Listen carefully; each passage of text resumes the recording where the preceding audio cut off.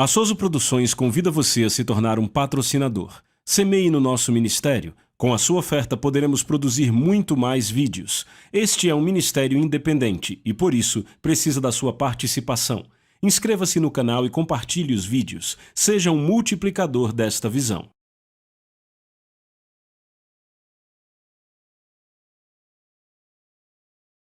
Os versículos usados nos vídeos que traduzimos nem sempre correspondem a versões em português. Muitas vezes precisamos traduzir do original em inglês para fazerem sentido no contexto do vídeo. Ora. Hoje eu quero continuar falando sobre o propósito de Cristo em nós. O propósito de Cristo. O propósito de Cristo em nós. Qual é este propósito?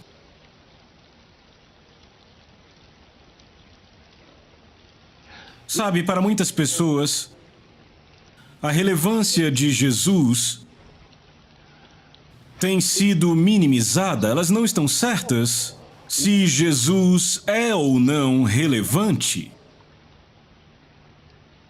Então perguntamos por que foi que Jesus veio? E dizem, Jesus veio para nos salvar. E você pergunta, nos salvar de quê? Muitos não sabem do que ele veio salvá-los. E dizem, bem, ele veio nos salvar? É nosso Salvador? Eu não sei se você já ouviu isso. Dizem, Jesus é o nosso Salvador? E você diz, mas Salvador de quê? E dizem, eu não tenho certeza. Alguns dizem de coisas más. Alguns dizem com toda certeza de coisas más, e você diz, você já ouviu falar que ele veio nos libertar do pecado? Sim, ele veio nos salvar dos nossos pecados. Então, na maior parte do tempo, nós estamos familiarizados com aquilo do que ele veio nos salvar. Então, chamamos ele de nosso Salvador. Nosso Salvador do pecado, o nosso libertador. Então, ele nos libertou de algo, ele nos salvou de algo, é sempre do ponto de vista negativo. O que ele veio fazer para nos tirar de algo, certo? Mas eu estou falando sobre o propósito de Cristo em nós. Qual é o propósito dele? Será que tudo se trata de tentar nos fazer sair de algo? Será que o cristianismo trata só disso? Mas é isso que a maioria dos cristãos pensa. E é o que a maioria do mundo pensa. Jesus, o nosso Salvador.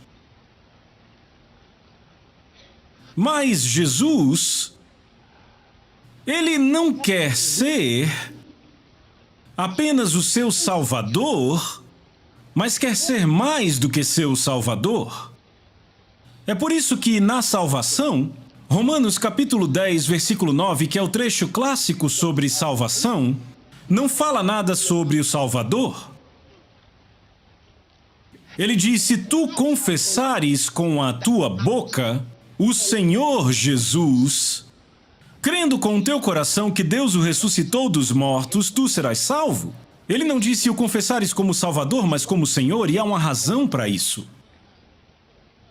Porque ele não está focando naquilo de onde ele te tirou. Ele não está focando nas coisas das quais ele te salvou. Ele foi o teu Salvador por uma razão. Eu quero dizer que o propósito dele não foi ser o seu Salvador. Alô? Você já parou para pensar nisso? O propósito dele não foi ser seu Salvador. Cantamos canções sobre o nosso Salvador. Ele é o meu libertador. Ele é o meu redentor. Teve uma vez que alguém perguntou, disse assim, por que será que tantos cristãos têm uma consciência de destruição? E eu perguntei, como assim consciência de destruição? Ele disse, é que muitas vezes eu vejo chamadas assim, sabe, explosão de oração. Um furacão de jejum. Sabe, sempre é algo... Não tem rompimento. Sabe, eu nunca falei sobre rompimentos. Por quê? Porque eu nunca precisei de um rompimento. Porque eu não tenho nenhum impedimento. Você só precisa de um rompimento se você tem um impedimento? Eu nunca precisei de um rompimento. Mas para muitos cristãos é o rompimento do ano. Esse é o ano do rompimento, é o ano de romper. O seu rompimento acontece esse ano e ano que vem terá outro rompimento. Então, por que eles estão sempre esperando esse tipo de coisa? Porque têm uma consciência só das coisas negativas a respeito da salvação. Eu quero te mostrar uma passagem. Você está pronto? Certo, vamos começar com Deuteronômio capítulo 6. Deuteronômio capítulo 6. Eu quero que vocês leiam a partir do versículo 22. Estão prontos? 1, 2, leiam. Aos nossos olhos fez o Senhor sinais e maravilhas grandes e terríveis contra o Egito e contra Faraó e toda a sua casa.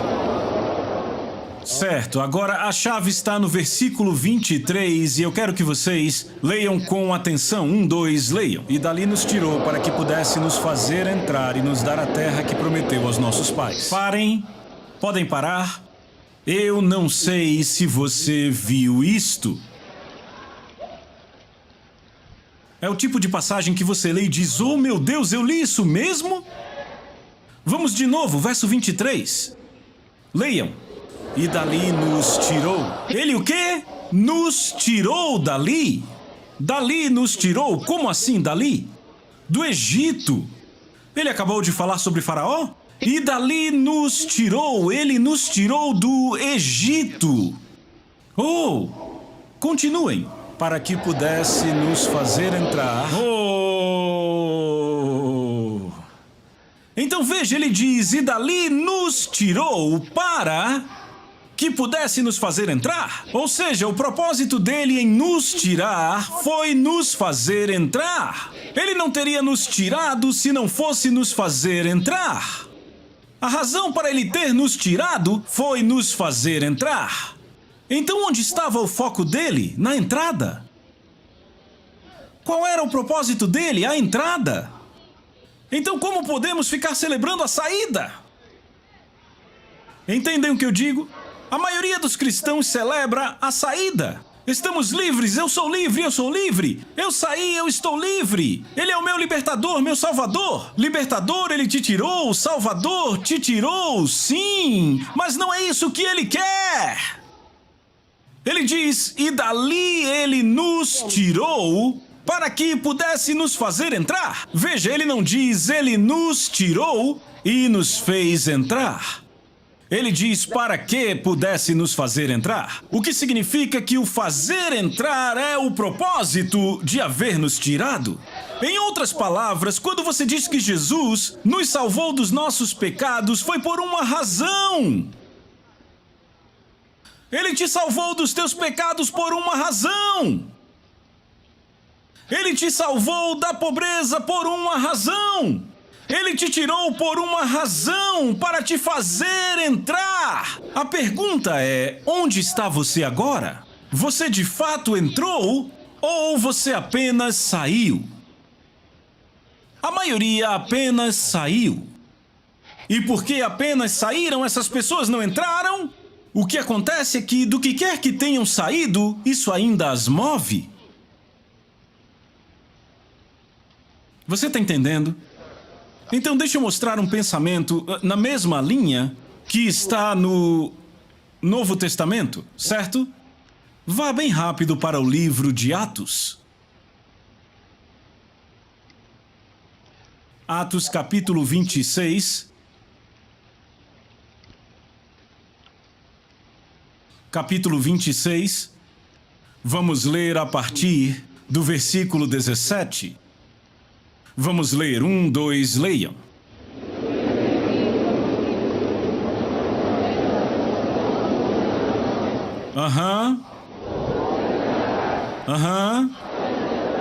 Parem. To open their eyes, to turn them from Trevas para a luz. É uma via sempre de duas mãos. Convertê-los das trevas para a luz. Continuem. E do poder de Satanás para Deus. Convertê-los das trevas para a luz e do poder de Satanás para Deus. Então, se eu estou sendo tirado do poder de Satanás, de ser oprimido pelo diabo, o que é que Deus quer? Que eu seja trazido para Deus. Então agora eu posso viver no poder de Deus. Eu agora posso experimentar o poder de Deus. E não é o caso de, no ano que vem, eu ser liberto do poder de Satanás de novo. Você entende? Ele me quer operando no poder de Deus, no lugar de Deus. Agora volte para Deuteronômio, que lemos há pouco. Eu quero te mostrar algo. Deuteronômio capítulo 6. Vamos para o versículo 23. Eu quero que vocês notem algo que é realmente grande. Alô! Você encontrou? Ok. Leiam para mim de novo o verso 23. E dali nos tirou para que pudesse nos fazer entrar e nos dar a terra que sob juramento prometeu a nossos pais. Você viu isso? Ele nos tirou para que pudesse nos fazer entrar. Para o quê? Para nos dar a terra. Veja o propósito de Deus. O propósito dele é te fazer entrar para dar algo a você. Ele te faz entrar para te dar algo. A pergunta é, será que ele cumpriu? Será que isto aconteceu? Será que isto foi feito? Onde nós estamos? Isso aconteceu?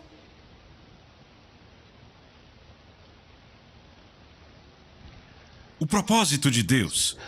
Vá para a primeira carta de João,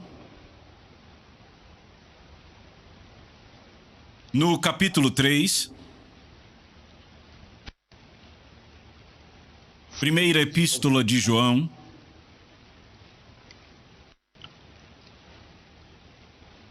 capítulo 3. Eu quero a passagem que fica a partir do versículo 8. Leiam para mim, por favor. 1, 2, vão.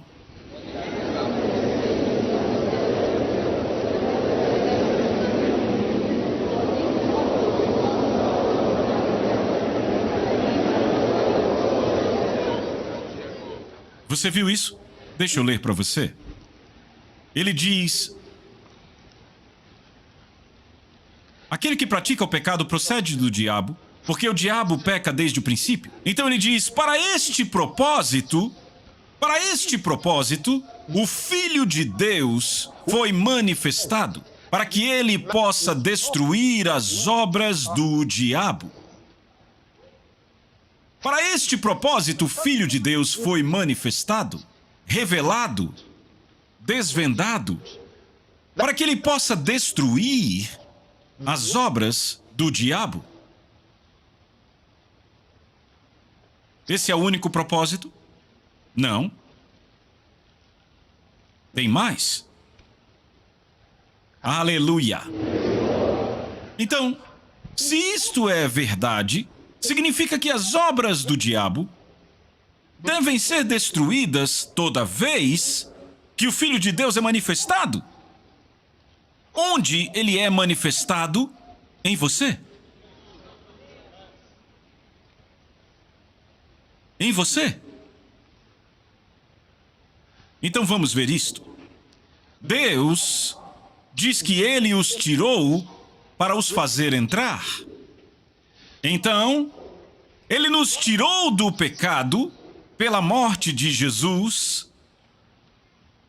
A morte de Jesus nos tirou do pecado, porque Jesus levou os nossos pecados. Ele levou nossos pecados. Então isso nos tirou do pecado. A morte de Jesus. Então eu posso me alegrar, porque ele nos tirou do pecado. Mas veja, esta é a menor parte da salvação. Ele ter nos tirado do pecado é a menor parte da salvação. Ele nos tirou da doença é a menor parte da salvação. Ele nos tirou da dor é a menor parte da salvação. Mas é com isso que a maioria dos cristãos se alegra. Cantamos canções sobre isto. Então vemos dois lados da salvação: nos tirar para nos fazer entrar. Agora notem, não é tirar e fazer entrar. Ele diz nos tirar para nos fazer entrar, porque um está condicionado ao outro, certo? Ele te faz entrar porque você foi retirado, e você foi tirado para ele te fazer entrar. Então se você foi tirado e ainda não entrou, não, então ainda não há sucesso. Alô? Então, oh Deus, você me salvou. Não pare aí. Entenda, você me salvou para um propósito. Vê, imediatamente a sua vida muda quando você pensa assim. Quando você pensa que você tem uma vida com um propósito, a sua vida muda. Mas quando você não sabe que a sua vida tem um propósito, você vive uma vida derrotada. Veja, você não vive para nada. Tem gente que diz, eu sou só um grão de poeira. Você não é só um grão de poeira. Oh Deus, você me salvou para um propósito. Significa que eu sou alguém. Você me salvou para um propósito. Há uma razão para a minha vida. Você me tirou do pecado para um propósito. Para um propósito. Propósito. Propósito. Há uma razão para eu ser. Propósito. Oh, eu não vivo por nada, então todo dia quando eu acordo, eu sei que eu sou alguém diante de Deus. Eu sei que eu tenho uma razão para viver. Alô? Você está vivendo com propósito? Olhe para mim agora. Você está vivendo com propósito? Sim. Não viva uma vida vazia. Viva por um propósito. Viva por um propósito. Então eu nasci de novo por um propósito, entende? Não apenas uma vida comum. Oh! Então vamos. Vá para Romanos capítulo 4.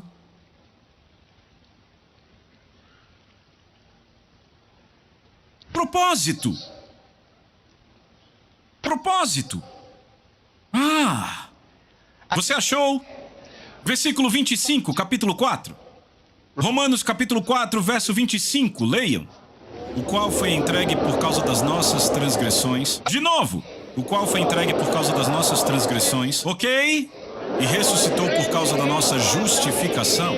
Este versículo é suficiente para você deitar-se em sua cama e ficar apenas chorando de alegria. Eu estou dizendo. Este versículo diz que Jesus foi entregue por causa das nossas transgressões. Ele morreu por nossas transgressões. Ele morreu por nossas transgressões, então quando ele morreu, fomos libertos do pecado. Então eu fui liberto da punição, porque ele foi punido em meu lugar, a minha culpa estava sobre ele, ele foi entregue por nossas transgressões, eu era culpado. É o que ele está dizendo, eu era culpado e Jesus foi entregue por causa da minha culpa. O que eu vou te mostrar agora é poderoso, isso é muito poderoso. Diz, ele foi entregue por causa das nossas transgressões. Então, esta parte é conhecida por toda a igreja. Todo cristão sabe disso, todo cristão celebra isto. É disso que falamos na Páscoa. Sim. Ele foi entregue por nossas transgressões, ele morreu por mim. Graças a Deus, ele morreu por mim. Isto é maravilhoso. Mas isso não é tudo. A parte maior disso é a parte B desse versículo. Ele foi entregue porque eu era culpado. Eu era culpado. Nossas transgressões. Éramos culpados de transgressões. Então ele foi entregue à morte. E então diz, e ele ressuscitou por causa da nossa justificação.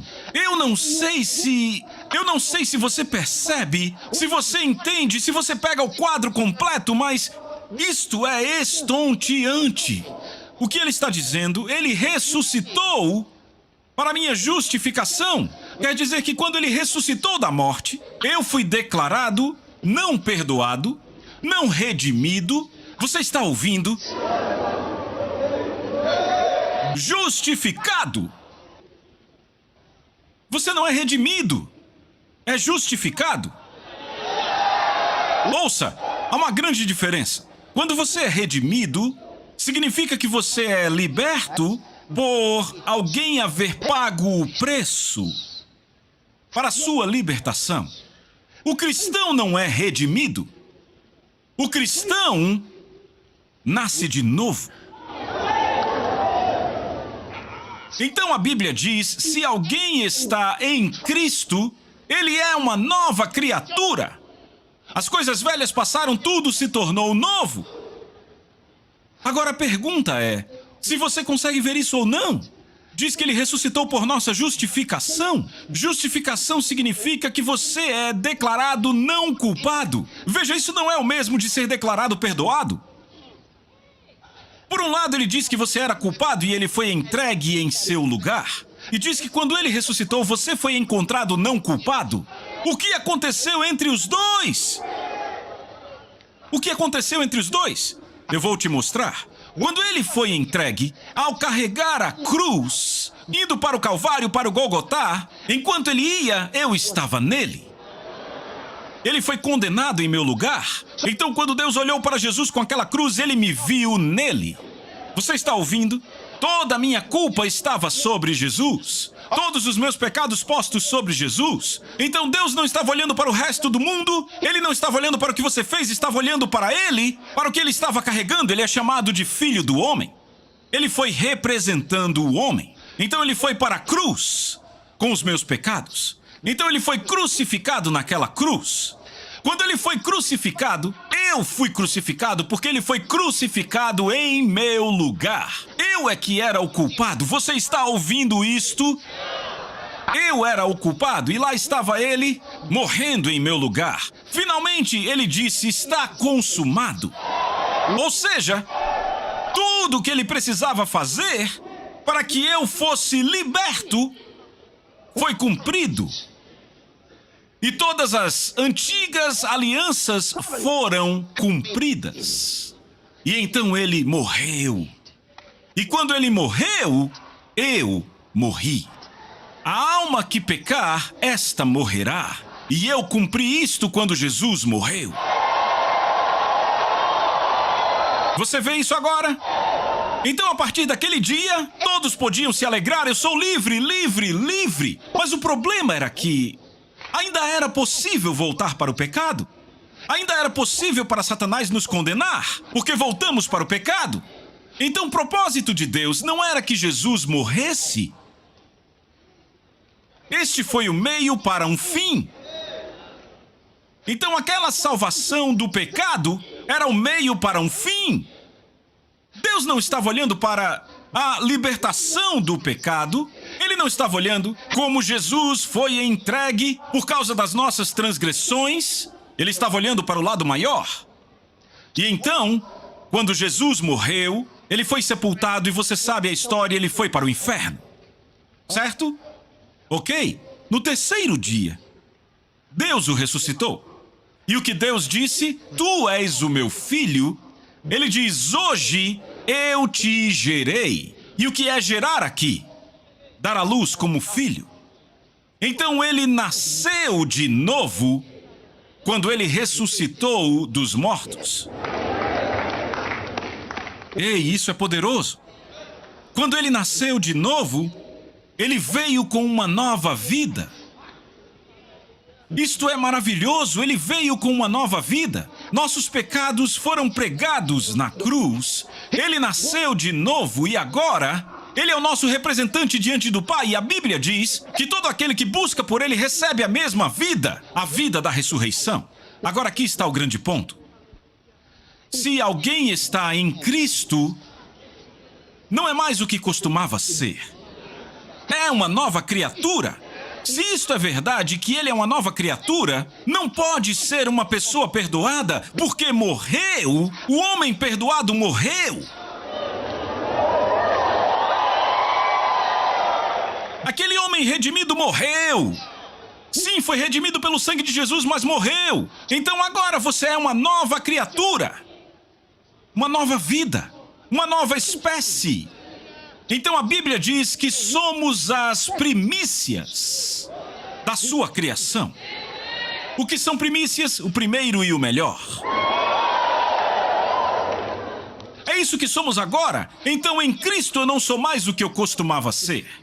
Eu posso ter nascido com um genótipo defeituoso que veio da minha mãe, mas quando você nasce de novo, você é uma nova criatura. Você vê a diferença? Agora, podem fazer exame com o seu sangue e encontrar o mesmo genótipo, mas isso não tem nada a ver com a sua vida. Você está ouvindo e eu te digo por quê? Porque a Bíblia diz que quando você nasce de novo, você não nasce da vontade humana, você não nasce do sangue, você está ouvindo, você não nasce da carne, diz que você nasce da palavra de Deus, do Espírito de Deus. Tem outra passagem, Romanos capítulo 8, a partir do versículo 11. Se o Espírito daquele que ressuscitou Jesus habita em você, ele diz, este mesmo Espírito vivificará o seu corpo mortal. Então você vê, você não está vivendo pelo sangue. Foi por isso que Jesus disse, estes sinais seguirão aos que crerem. Se beberem qualquer coisa mortífera, não terá poder sobre eles. Aleluia! A Soso Produções convida você a se tornar um patrocinador. Semeie no nosso ministério. Com a sua oferta poderemos produzir muito mais vídeos. Este é um ministério independente e, por isso, precisa da sua participação. Inscreva-se no canal e compartilhe os vídeos. Seja um multiplicador desta visão.